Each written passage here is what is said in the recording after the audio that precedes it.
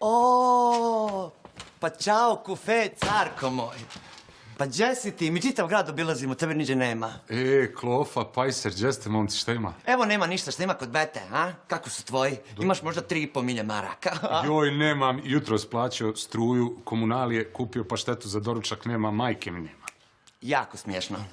Nemoj, pajseru, molim te, počupa me svog. Neka, pajseru. Pusti ga, pajči.